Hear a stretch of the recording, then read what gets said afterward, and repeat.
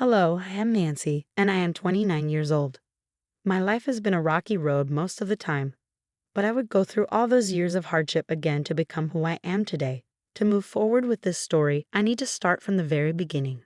I was born and raised in the small town of Fairfield, Iowa. Growing up, it was just me and my mom. My dad struggled with alcoholism. From what my mom told me, he lacked stability as an adult. I don't remember much about him because he left when I was only 3. Since then, he has never been part of the picture. After my dad left, my mom's life took a turn for the worse, and she struggled to cope. Occasionally, we received financial help from my grandparents, which was a great relief. To support our family, my mom took on several shifts at a diner owned by Richard and Eleanor Evans. I attended school with their son, Ethan, who would later become my ex-husband. Initially, Ethan and I did not get along, but as we grew older, we developed a special connection and became close friends. We started dating when I was 16. Eleanor never seemed to approve of our relationship and began to distance herself from my mother. The Evans family was not very wealthy either. Although the diner was decent, it didn't perform exceptionally well. Ethan often confided in me about his parents' late-night arguments concerning the struggles of their business. Everything went downhill in the summer of 2016. During that time, I was working in a bookstore, determined to save up for college. I knew that coming from a small town did not limit my dreams. In fact, I had always wanted to make it big in life. Unfortunately, my mom had an accident. After fighting for her life in the hospital for a month, she finally passed away. I was devastated. She was the only blood family I had ever known apart from my grandparents. I felt very lost in life. Ethan became my pillar of support and pulled me out of the darkness I was in. I decided to leave my job at the bookstore and take up my mom's spot at the diner, as they offered better pay. Sadly, I had to give up on my college dreams and fend for myself since I was now on my own. Around 8 months after my mom's passing, while we were closing up the diner together, Ethan surprised me with a proposal. With all my heart, I said yes. The wedding was a small and intimate event with only a few close people. After the wedding, I moved in with him and his parents. However, I couldn't shake the feeling that something was off. Eleanor had always been focused on wealth and status. I remember my mom telling me how Eleanor would discuss the diner business flourishing and then finding a girl for Ethan with an impressive background, someone from a wealthy family, a prestigious college graduate, and so on. It was surprising to learn that Ethan's parents, especially Eleanor, were supportive of our marriage. But at that time, I was preoccupied with my own grief and did not think much about it. Despite being aware of our relationship, Eleanor indirectly expressed her belief that her son deserved to be with someone of higher standing. One day, when the diner was busy, Ethan's friend Miles paid a visit. I was in the back doing inventory when I overheard snippets of Eleanor talking with Miles and his new wife, Sheila. I made my way to the front to say hi, but Eleanor rushed me away, not even introducing me properly. After they left, Eleanor and I got into an interesting conversation. "Well, that was Miles," I said. "Yeah, I've heard about him. He recently tied the knot, huh?" Eleanor replied. "Oh, indeed. He married Sheila. She's an absolute gem, you know. Fantastic upbringing and all. Both her parents are top-notch doctors down in Orlando. She's quite a remarkable woman herself, practicing law. Impressive, really. A catch like her is what any man dreams of. Lucky guy, that Miles. I wish my Ethan had that kind of luck, you know." "What do you mean?" "Well, you know how it is. Sometimes I just wish he would have found someone who's, well, more put together. Like Sheila. It's funny how Ethan and Miles grew up together, liking the same things, and look at their wives now. Quite a contrast, huh?" "You know, Eleanor, it's not always about what society thinks. Ethan and I have a history together, and our love runs deep." "Sweetie, love is just a word sometimes. You're young, and I get that you're in love. But my love for Ethan is unconditional, and I believe that's the most precious thing in life." "If you're claiming you love him so much, don't you think he deserves someone even better? I mean, when I look at you, with your mom gone and your dad disappearing, who knows when, if it weren't for Ethan, could you even take care of yourself? What do you have to offer?" I know these words sting, but they're kind of true, don't you think? Eleanor's words hit me hard, and I was hurt. I tried to move past it, thinking maybe she needed time to accept me. Her comments really got to me, and I was angry. but deep inside, I couldn't help but wonder if there was a grain of truth in what she said. I was pretty insecure back then, which probably made her words cut even deeper. As for me and Ethan, things weren't as great as they used to be. I started questioning if he regretted marrying me. There was a growing distance between us, and I initially blamed it on the challenges we faced with the diner. But there was definitely a shift in our connection. It's been over a year and a half since we got married, and during this time, Eleanor occasionally made hurtful remarks about my background. Despite those comments, I tried my best to stay calm and work on strengthening my relationship with Ethan. However, over time, I noticed a change in Eleanor's behavior. Her comments went beyond the occasional snide remark, and it became clear that something was off. She was acting unpredictably. Then one evening at the dinner table, something unexpected happened. A moment that would alter the course of my life in ways I could never have imagined. "How was your day, dear?" Eleanor asked. "It was all right. Actually, I've been wanting to announce something," Ethan said. "Mom, Dad, I've been thinking about this for quite some time. I think I'm going to invest some of my money in Nancy's education. It's always been her dream to go to college, and the diner is not doing well either." The whole dining room went dead quiet when Ethan dropped that unexpected bomb. I was stunned. He hadn't even talked to me about it beforehand. The tension was thick enough to cut with a knife, and even Eleanor looked shaken. It was a sweet gesture, but a little heads up before dinner would have been nice. "What? Jesus Christ, Ethan," Eleanor exclaimed. "Mom, please don't overreact," Ethan pleaded. Richard, who had been silent, finally spoke up. "Let us hear Ethan out, dear." "Ethan and I have not discussed this," I interjected. "Ethan, I think it might be a good idea to chat about this one-on-one first." "No, you stop. You do not get to have a say in this," Eleanor snapped. "We took your mother in at the diner out of pity. Your alcoholic dad abandoned you. She was a single woman with an 8-year-old with no one to look out for her. You and your mother were nothing more than a sympathy project.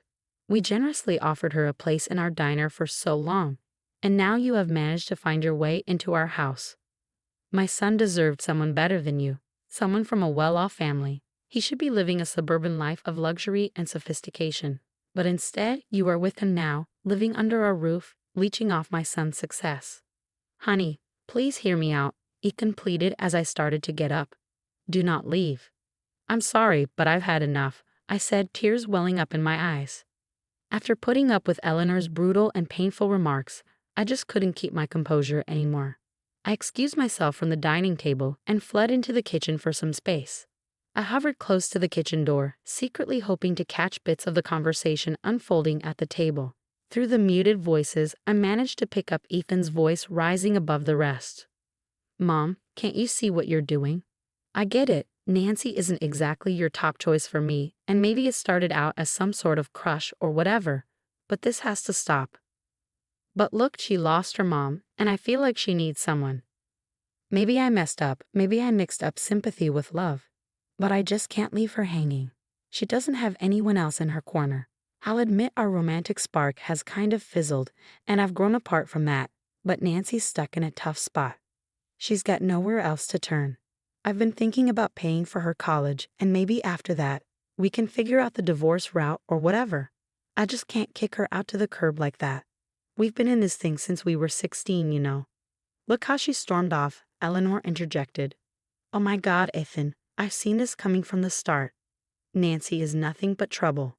You've let your emotions run wild. Pity isn't the foundation for a lasting relationship. You have grown, and it's time to think about your own future. This girl's problem should not be your burden. You cannot fix her life at the cost of ruining yours." I was completely floored by what I had just heard. Ethan had been with me out of pity. My heart shattered into a million pieces as our whole marriage felt like a sham. At that moment, I knew what I had to do.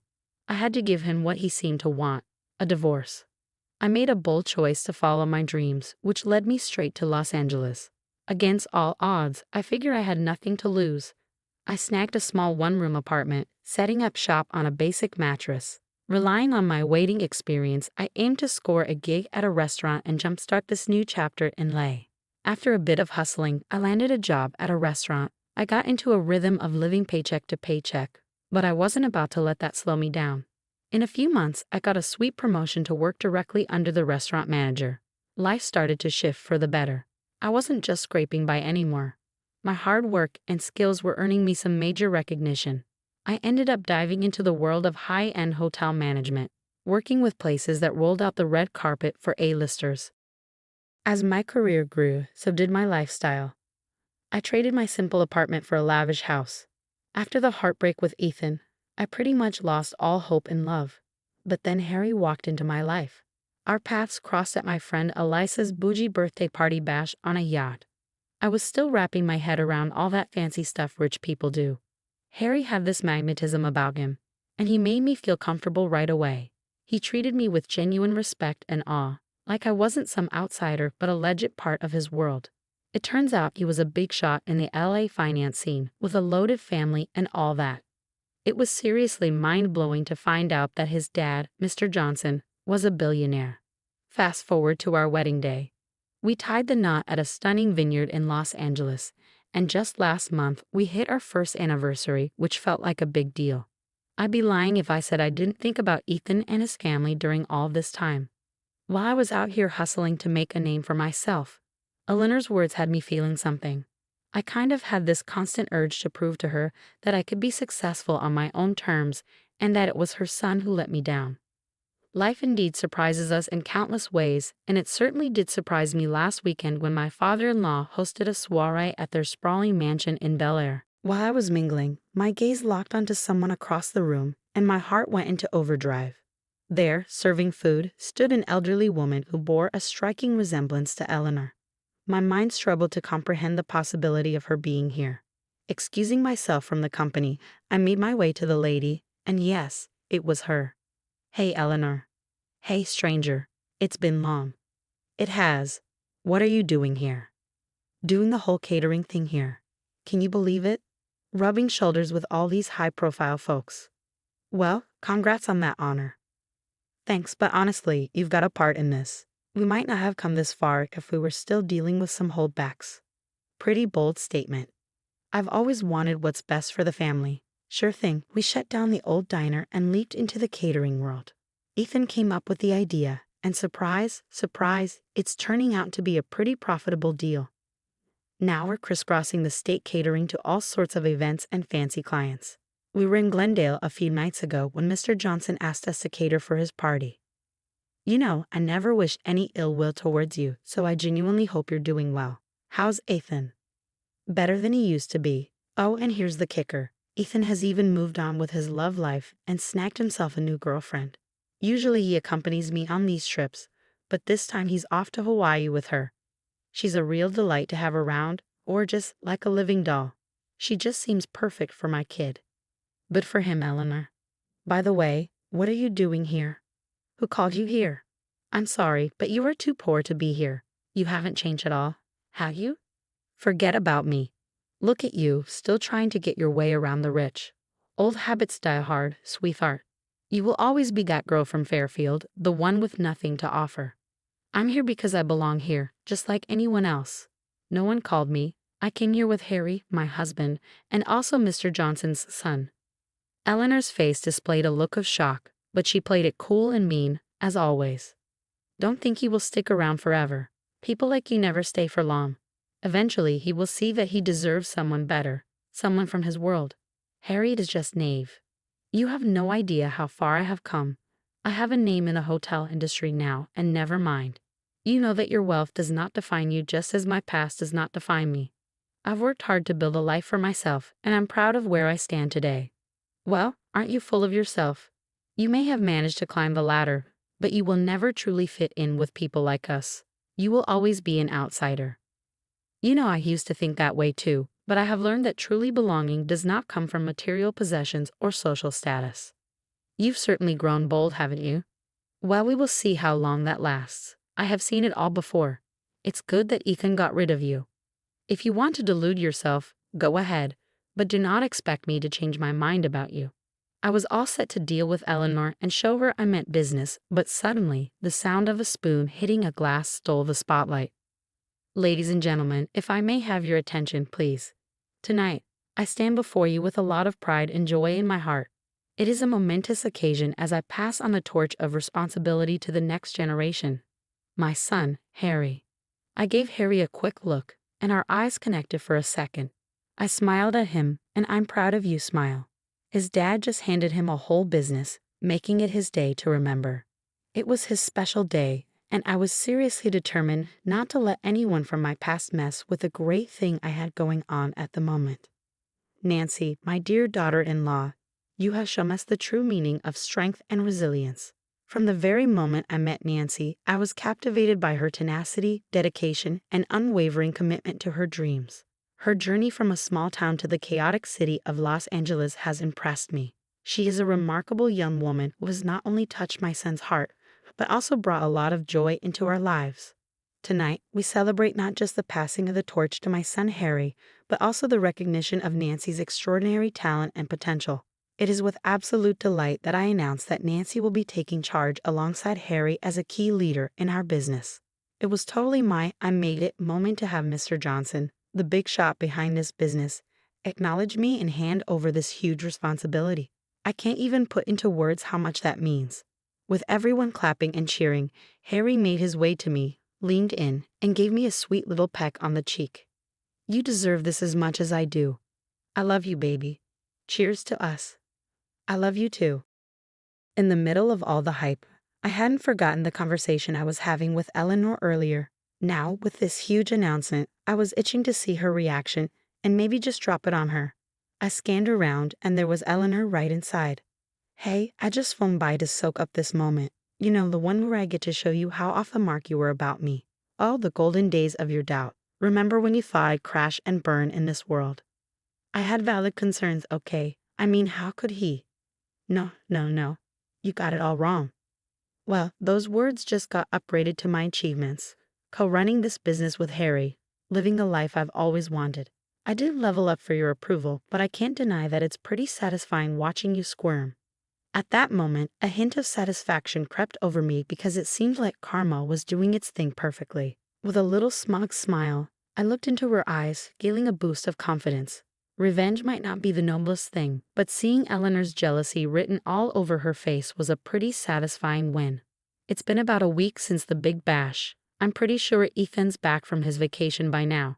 Eleanor must have filled him in on the whole deal too. The feeling of proving myself to those who once doubted me is indescribable. It's a reminder that you never know what someone's really made of, and that even the biggest skeptics can be proven wrong. With Harry right there beside me, we are juggling not just one but two businesses. For the Evans, a lesson learned, and for me, well, let's just say I'm living life to the fullest, rich in every sense of the word.